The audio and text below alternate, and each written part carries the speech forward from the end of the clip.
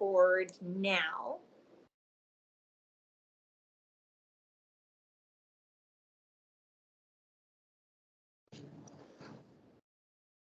All right.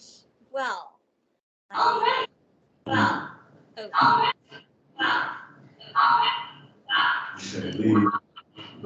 Sorry. Yes. Let's... So, I'd like to welcome you all and thank you for coming. We've got Dr. Osman Solmaz visiting us this week at MGA, visiting from Dicle University in Turkey. Did I pronounce it correctly?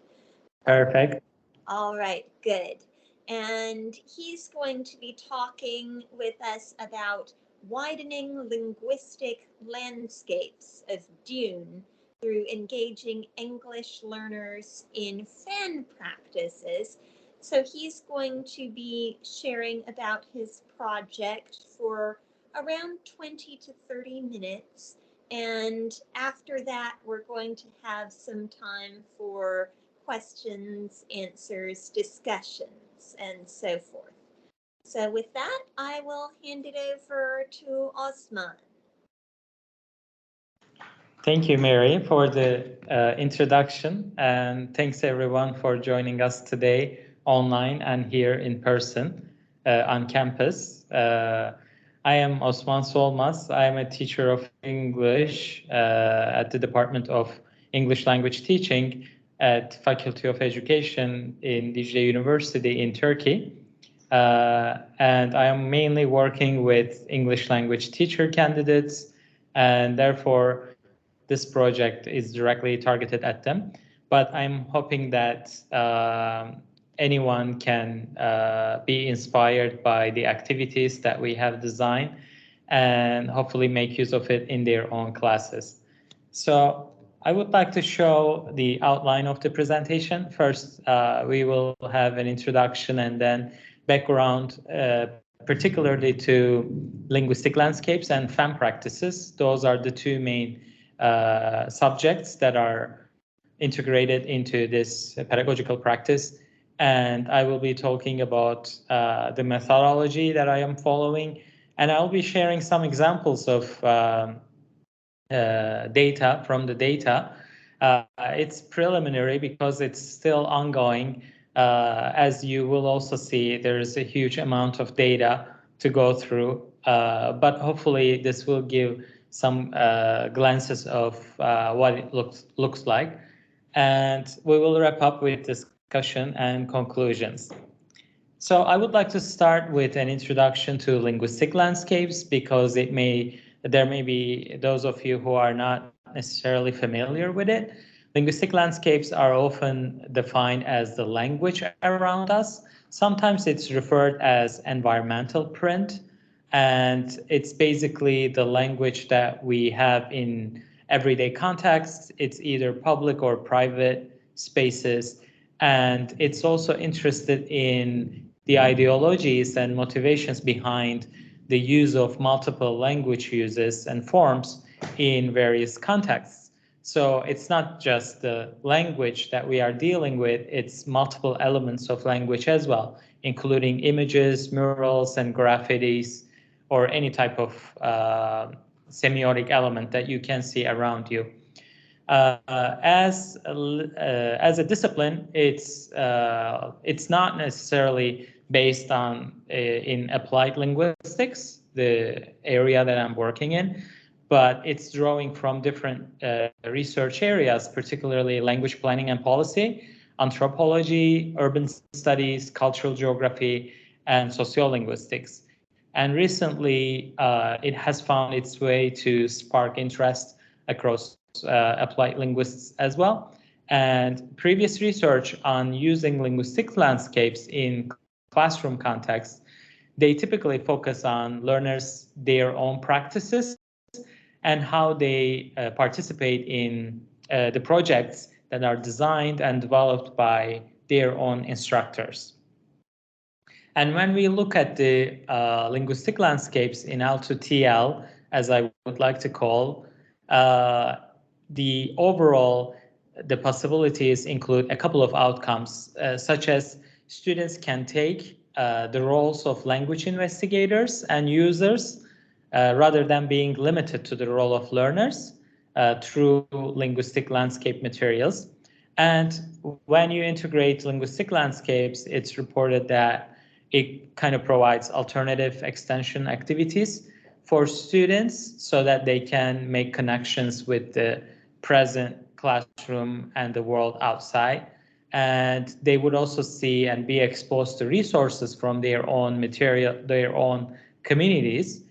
And since they are dealing with, or they are exposed to the language in such huge amount, particularly with visual resources along with the text, it's expected that incidental language learning takes place. And there's a lot of potential pointed out for the development of different types of analytical skills, including pragmatic, multimodal, translingual, and transcultural competences. And when we look at the fan practices and fan fiction, which is sometimes referred, there's no need to maybe make a definition, because I know that the faculty members here, in any way, they are somewhat tied to fan practices. But just to define it, it's a person with a relatively deep positive emotional conviction about someone or something famous. And when we look at the fan studies in language learning context, we see that it's building up. It's not necessarily limited to fan fiction itself, although the majority of research in language learning context is focusing on fan fiction. As you might also know, fan practices include developing a fan website, participating in the fandom in different ways, engaging in moderation of debates, fan translation practices, fan subbing, like subtitles, fan dubbing, and fan fiction, of course. And when we look at the literature in a nutshell, it shows that creative approaches like fan fiction activities in classroom contexts, they are useful for supporting the development of various language skills when they are introduced into formal educational spaces. And in this study, Dune is selected as the literary text for students. And the main reason is that Dune features elements from Middle East as well as American elements, the target language culture. And Dune is a big saga written by Frank Herbert and recently readapted into screen by Denis Villeneuve, which made its popularity increase. So it was hoped that students will be interested in learning more about the series. In addition to, as a resource, in addition to the movie, the adapted movie, we have the 1984 David Lynch version of the Dune, and we have an HBO series which will come out for focusing on Bene Gesserit, a specific religious group mentioned in the series. But the story is mainly based on the first book. And for those who are not familiar with the content of the book, which I think you have familiarity more than we do, at least in Turkey. It's really a battle of, to simplify it in a way, it's a battle between two different houses, the Atreides and Harkonnen. And the Atreides has Paul, whose father is murdered, and we have his journey in the desert-like planet called Dune, which is also referred as Arrakis. And in order to use linguistic landscapes in classroom context, we use a pedagogical model, which is informed by multiliteracies by New London Group and bridging activities frameworks. These are useful in following a certain cycle of activities. So we have four main phases when we introduce a material in linguistic landscapes. First, we situate the practice of students. So we activate their background knowledge and try to understand their familiarity. In this context, it was the instructor, myself, uh, checking up with students' previous knowledge of Dune or sci-fi series or anything that's close to it. More possibly, they are familiar with Marvel and things like that. But that's helpful to pave the way for the Dune project.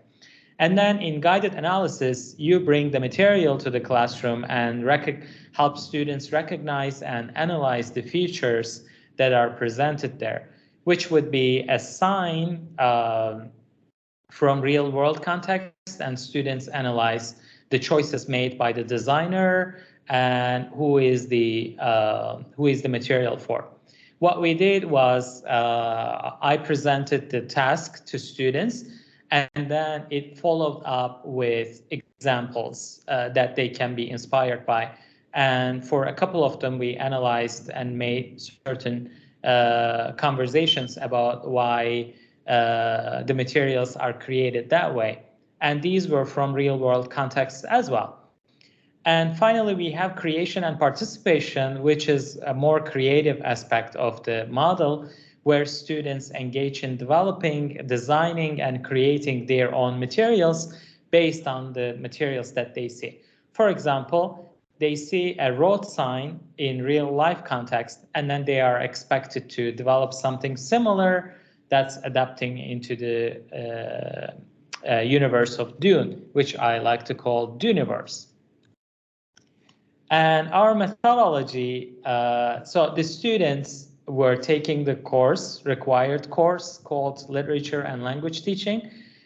This is taught in both semesters, and students did this in the second semester. So they had some familiarity with using literature and integrating it into English language teaching purposes. And there were 63 of them. They are all junior students, and there were two different cohorts, but the activities were same. And I collected their materials, which were artifacts that they designed and created. And I also asked them to write an individual post-study reflection paper, as well as group reflection papers after each task. And I conducted semi-structured focus group interviews with them and analyzed the data mainly by using Saldana's qualitative content analysis, which allows you to go through the material multiple times and evolve the findings throughout the process.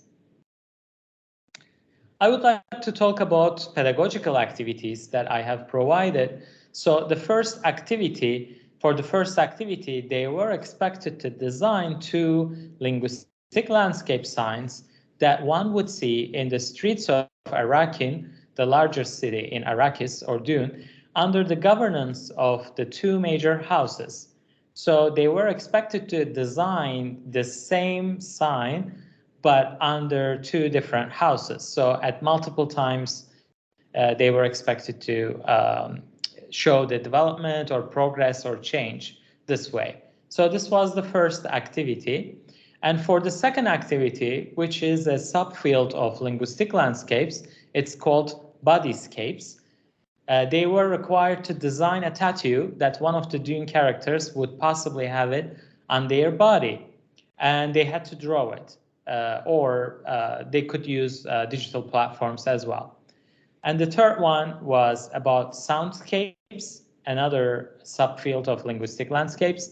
They were supposed to rework on the lyrics of a song they like and adapt it into the universe. Like, who would listen to that song, and what would be the theme, and when would they listen to it, that kind of thing. And finally, since they are English language teacher candidates, they were expected to create and design an 80-minute lesson plan and activities that are largely based on Dune. And they were required to use at least one material they have developed as part of the first three activities. This was required because students are teacher candidates and they also need to find ways and look at certain materials as pedagogical from pedagogical perspective. I would like to show an example of a task. This is a task for tattoo, the second activity. So in the classroom, I would provide guidelines and questions for them to expand on their own ideas. For example, for the tattoo, some of the questions were, which character will you focus on? Where is the tattoo displayed? What's the tattoo about? What does it mean to the character? Why did he or she do it? When did he or she do it? At what point of his or her life? And any other details? And students, for any of the materials, they were free to add up or create new narratives. They didn't have to follow the stories exactly as they appear in the Dune, but they were mainly creating alternative storylines and details that were not necessarily provided in the book by following the main story. So as a result of this one whole semester research, we have 23 materials for semiotic landscapes, which included travel poster, product advertisement, including beverage, lands. They had political campaign posters, event tickets, warning signs, clothing store display, schoolscapes, ID cards, and road signs. Initially, the plan was to have just signs, but they have taken and expanded the whole universe in multiple ways. And for bodyscapes, again, there were 23 designs because this was all done in collaborative format. One of the group members made a sandworm on Stilgar's hand, and we had Baron's image on Sardukar soldiers' faces, and then Dreamcatcher on Paul's back, which is quite fitting considering the storyline, and Spice Be to You sign on Fremen spice workers' arms. So they were expanding the storyline. For example, there is no Fremen spice workers mentioned in the book, not that I know of, but this is an extra element they are adding into the line. And we had soundscapes, which was really fun because they have adapted different songs. There was this Lebanese singer, Amal, singing a song called Dream, and they turned it into Angel of the Deserts. And Sting's Englishman in New York is translated into a Fremen in Giri Prime, which is the planet of the Harkonnen. And then we have Space Oddity by David Bowie, translated into Spice Oddity. And we have an original composed song titled Paradise. And as a result of all of these, we have had 21 lesson plans featuring activities based on all of these materials. So I would like to show some of the materials here. First one is semiotic landscapes. So this is a clothing storefront display that you see. I think you can tell which one is Harkonnen, which one is Atreides, based on the softening or dark colors used and the emblems. On the left, you see the Harkonnen. On the right, it's Fremen. It's interesting that students have used multimodal elements in addition to multilingual elements. On the left, you see the title of the store in Russian. That's what they had written. I guess it's because of the Harkonnen being perceived as Russian, because of the Vladimir Baron, maybe the name, or I don't know. So they have associated Russian with the Harkonnen. But when you look at on the right side, the title of the store is Freeman, a nice reference to Fremen people, which we see the Arabic version of it because they connotated them with Arabic society, which resembles Moorish people in Northern Africa as implied. And you can see really a lot of details. On the left side, we see the windows are kind of broken. But on the right side, we see peace sign in different colors, and there is even a discount going on. But there is a huge emblem of the Harkonnen on the entrance of the door. And the second material that I would like to show is about a warning sign. Since there were sandworms in the desert, students envisioned warning signs that they would possibly see around the city. And on the left, we see a sign that you would see under the government of the Atreides. And we see, again, multiple languages used. And the warning sign is kind in a way compared to the right side. When you see it, if you make any rhythmic sounds, be prepared to die. It's very strong, to the point. But on the left, just in case you happen to cross the borders, they have some tips shared how to walk like a Fremen. And these guidelines are given. Take a step forward with your right foot and then bring your left foot into line with your right foot by rubbing it in the sand. There is actually a scene in the book and the film that is these instructions are provided, but not as clear cut as it's given here. So they turned it into a material for the audience. And another one, maybe a less sophisticated one, but the similar concept with the usage of the same picture, but the color and the font size makes it makes the difference between them. So on the left, for Atreides, it's just forbidden, but on the right, it's death penalty. There are consequences. I'm not sure if you would really need death penalty, because as soon as you go there, that's what it is. But still, and on the right side, what's fascinating here is that they depicted the moment of the sandworm getting out of the sand, because you see all the pieces of sand. But on the left, it's rather peaceful sandworm, I guess. But it's really interesting to see the differences, and the students put thought on it. And finally, we have two different posters. These are travel posters designed digitally by students. And there are so many elements that you see between them. On the left, you see right the Sheikh Khulud and see them in their natural habitat. And they will be providing free still suet t-shirt with every intergalactic travel purchase. So, and then they even advertised the spice beer, which is brewed from the finest Iraqi melange, and they represent it as a surfing the Iraqis. But on the right side, we see very industrial, kind of dark, and it's almost like a tour. But as soon as you go there, you are expected to join the colonization and be part of the Harkonnen as well. And we see their logos in both of them.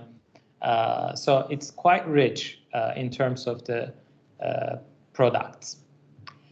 For the bodyscapes, some samples. The left one is envisioned for Jessica, the mother of Paul, who would make this on her heart as the place. We see the grains of sand everywhere, and she is facing the sky and looking at the sky. And these are representations of the stars for her son and husband. And she's peacefully facing it. And when you look at the circle above her, that's also a representation of Dune planet, because it's round. And on the right side, we see Paul making a tattoo on her nape. And we see the Muad'Dib, Al-Muad'Dib, which is the name he is given by the Fremen, local people. And it's an animal living in the desert. And we see the sandworm surrounding the dune. And we have an Arabic script, which means the savior, as students prefer. And another one for Paul is the dream catcher. If you are familiar with the storyline, Paul has these nightmares before moving to Arrakis, so he has a lot of dreams. And supposedly, his mother asks him to make this tattoo so that he is preserved from preserved from those dreams and things like that. And we see Christ knife and some other elements that you would familiarize yourself with the setting. In the middle, we see a typical, as per student narratives, a typical tattoo that Fremen people would do. If you look carefully, I mean, it's not a sophisticated drawing, of course, but it's supposed to be intestine of the human being. So it's also the sandworm. So as much as that organ is important to them, sandworms are that important for them as well. So that's a reference to their life space, life road for them.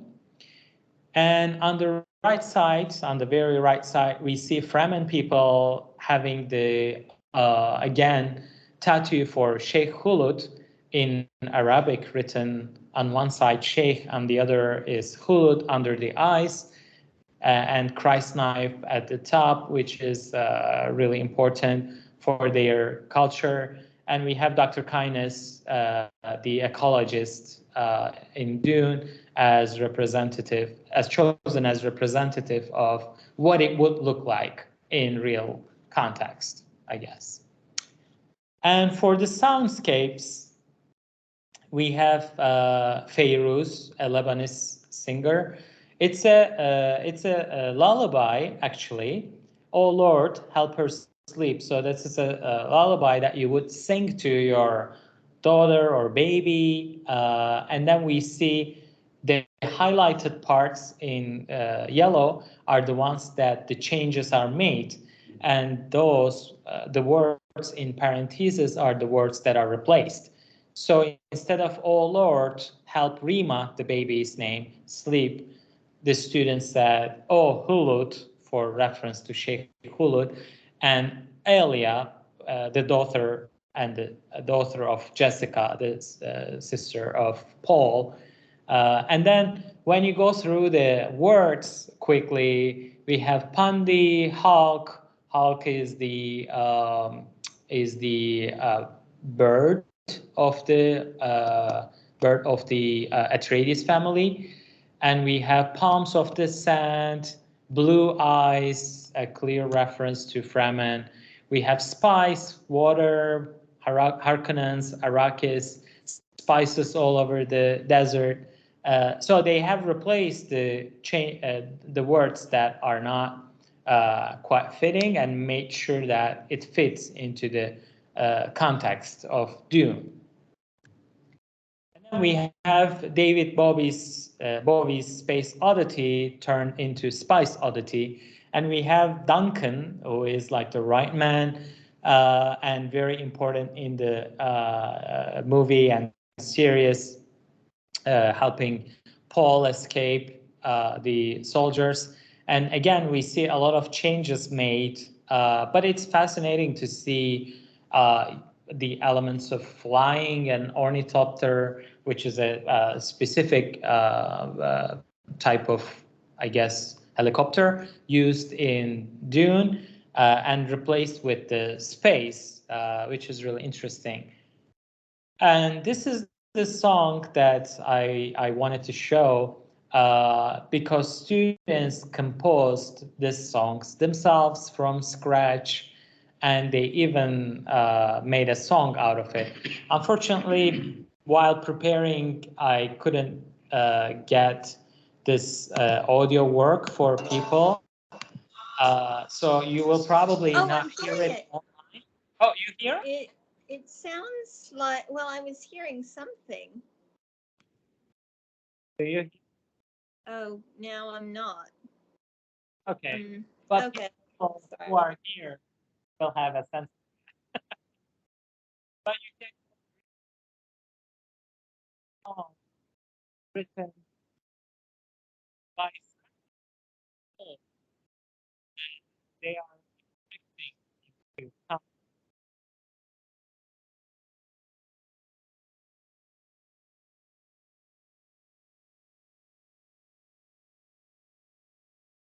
and you can hear they have different musical, and then there's,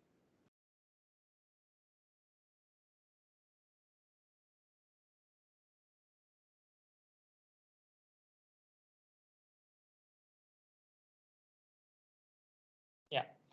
So when you look at this song, it's really clear that they have a full command of the text material, which is the target actually. That they spend time with the material, they learn a lot of things, and they are exposed to English.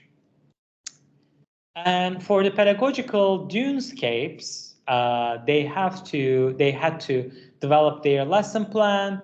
They have to detail it as if it will be used right away with the classroom, like the next day.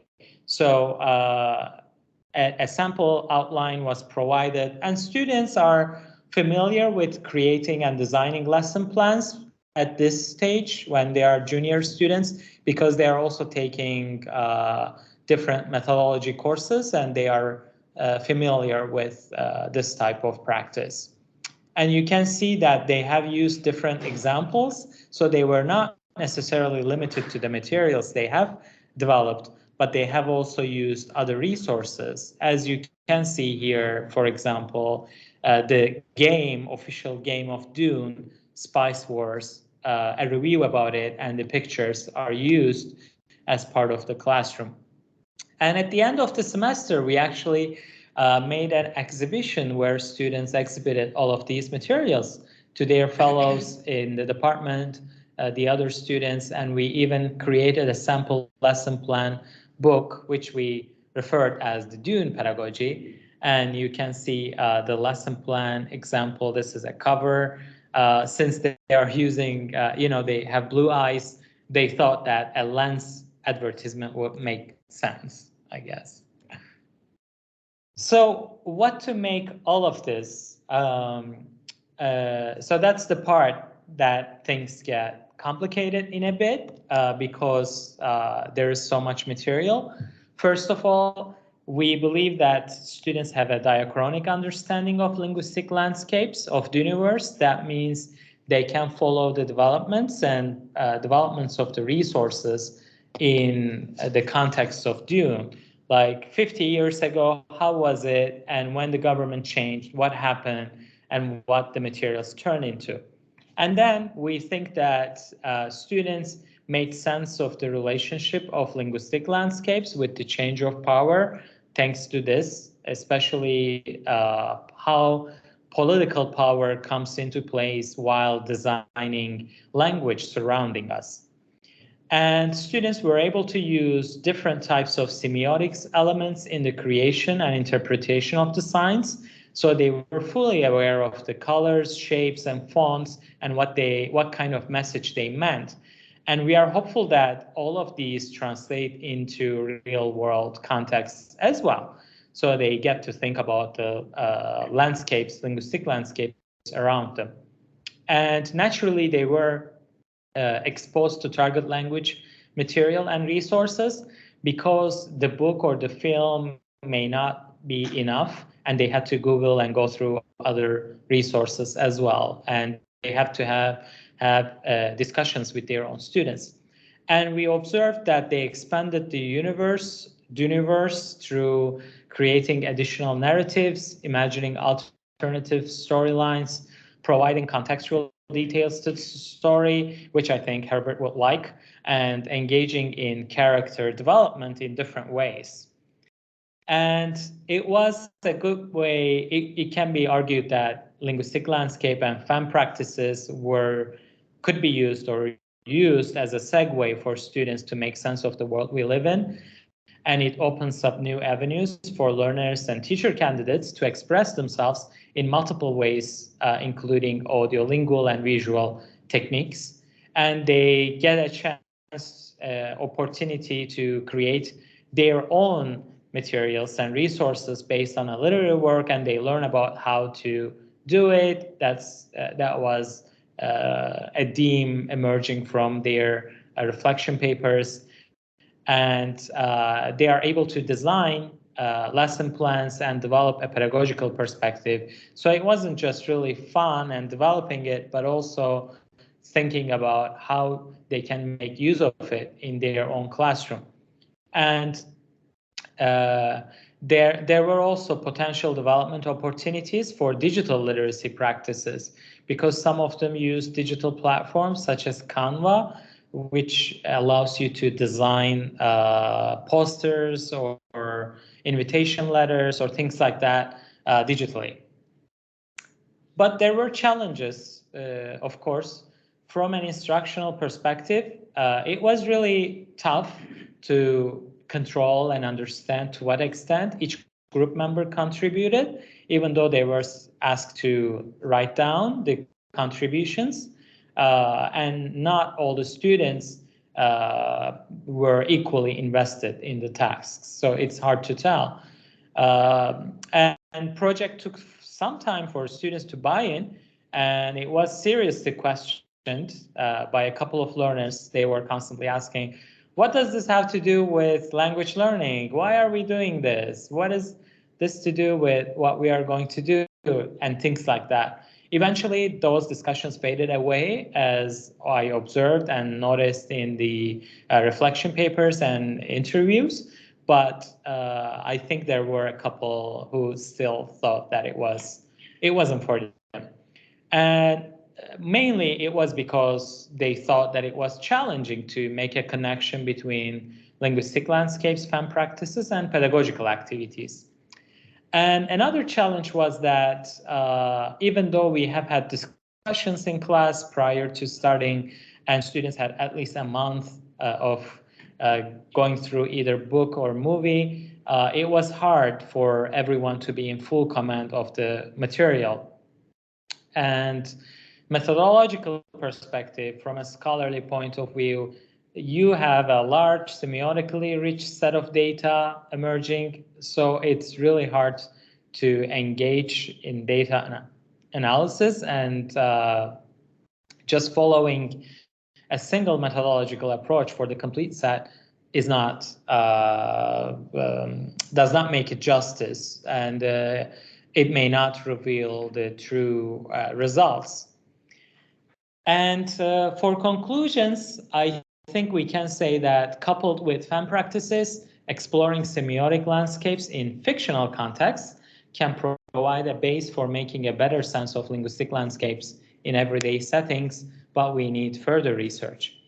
And I suggest that further research to be empirically exploring to what extent these practices and LLs can be beneficial in helping students navigate the online participatory culture, as well as other areas such as language development or social justice and other issues.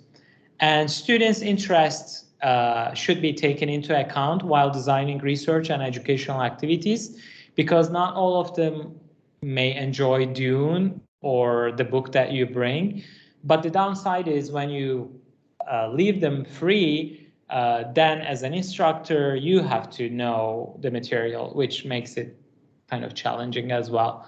And again, as mentioned earlier, appropriate methodological approaches are needed for depending on the nature of certain activity. If it's soundscapes, then a different methodology might be useful. So this is definitely not for, the whole thing is not for an article. It's multiple, but it's just to give a glance of what the activities were and how the outcome was. Hopefully it was some sort of inspirational for your own classes. If you have any thoughts for directions and where to go from here, explorations or questions, I would appreciate it. Thank you for listening.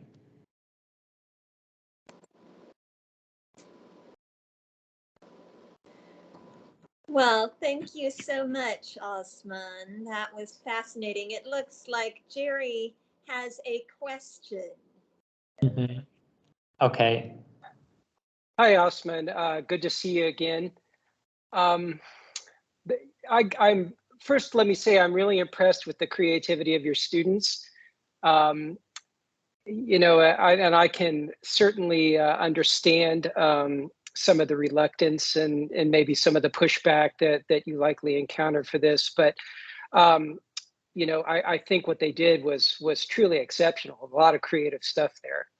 Um, Listening to your presentation, I'm kind of reminded a little bit of what some of the work of Henry Jenkins, Yes. Yes. who right, Hmm.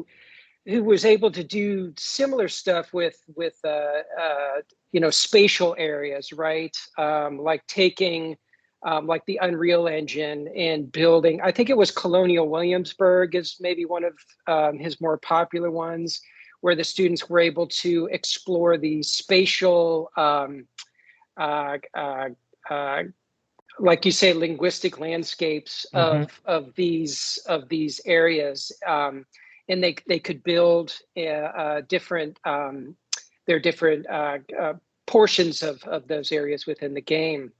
And I also, to push it back even further, I remember using Moose, right? Way back in the day, maybe like 20 years ago, right? These are and I don't know if you're familiar with Moose, but they were text-based virtual realities. One Lambda Moo was made famous by what was his name, Julian Dibble's work.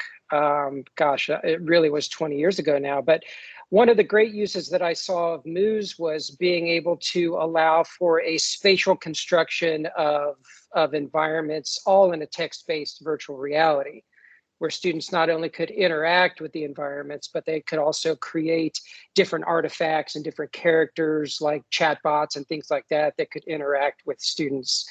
I really like sort of your old school approach. And by that, I'm not putting it down in any way. The posters and the debt, I think that's all great. So that was just really a comment. Maybe a question would be, uh, in, in what way have you displayed some of this? I know that you said that you had like a gallery Hmm. that that you were able to do. Do you have any of this stuff online or anything like that? I think it would be interesting to see some online digital interaction with some of these artifacts as well. Thank you for the comment. Jenkins is a really amazing scholar, especially in fan research and fan studies. I am mainly using his notion of participatory culture and how we are how today's world is more participatory than ever. So you have to have interaction with the digital spaces, and it's not just a single layer of conversation or with the technology. But I didn't know about the Colonial Williamsburg, you said. I will definitely look into that, and the Muse as well.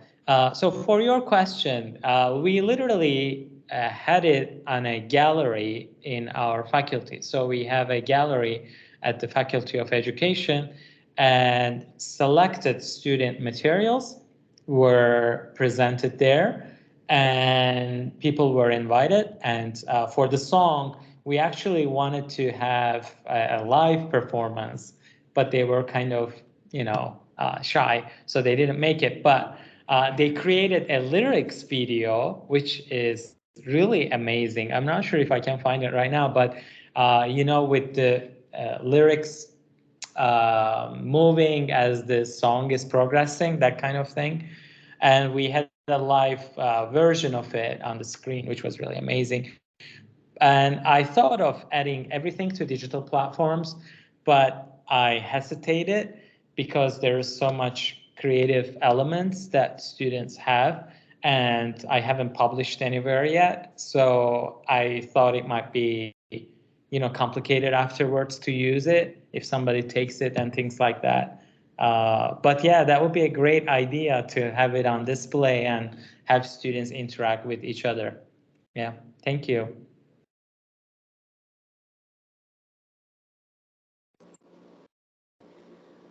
All right. Are there other questions?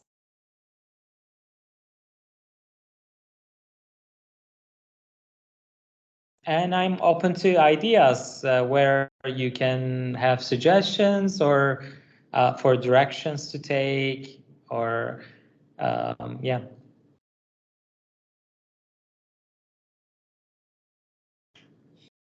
I have one more question, if that's okay. And you might have mentioned this at the beginning, and I'm sorry if I didn't see it. But what kind of class was this? You mentioned it's for English-speaking teachers, but what was it? A literature class, or was it a teaching literature? What kind of course was this, Osman?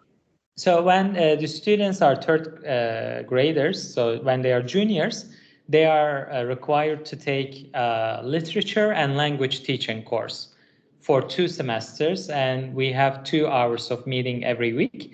And in this course, they are learning about how to integrate literature materials into the course. And we focus on different genres, mainly short story, novel, poem, and play. Yeah, so it was one of those classes. Yeah.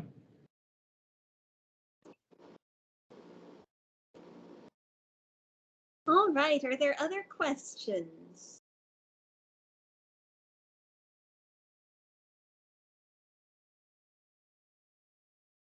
Well, oh, Taylor. Sorry about that. So I have to say, I do find this concept to be extremely fascinating. I love the idea of applying so many of the different skills, especially in the creative world of literature and language. I just wanted to ask about how versatile this seems to have proven over time. I know Dune has a lot of material to work with, and it's certainly one of the most widely built worlds in literature. Is this something that you've applied to other literary genres and worlds as well, or is it mostly found in science fiction and fantasy? That's a great question, and I haven't actually used it in other literary works, but I think that it would definitely work in other contexts as well. And it doesn't really have to be a sci-fi, and it doesn't have to be a different world setting. But the thing about those books, I guess, the genre is that students have the opportunity to engage in world building themselves. So that's what makes it unique. But for the next activity, next semester, I'm hoping that students would have either Lord of the Rings or Dune, and then choose another fandom of their own interest and kind of merge them together to create different activities and materials. So, yeah. That would be fun. Thank you.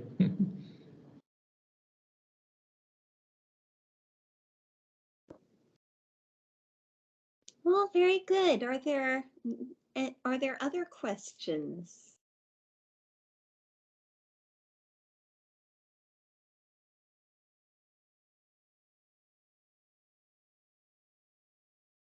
Well, Osman, I think you've given us a lot to think about.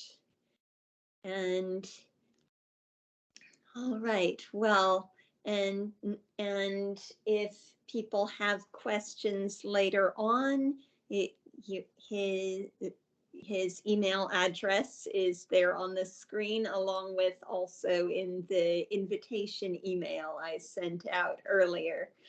And all right, so I thank you so much, Osman, for your presentation, and thank you all for being here. Thank you so much, Mary, for organizing this one, and I appreciate everyone taking their time to participate in this presentation today. Thanks a lot. Very good. Well, have a great afternoon, everybody.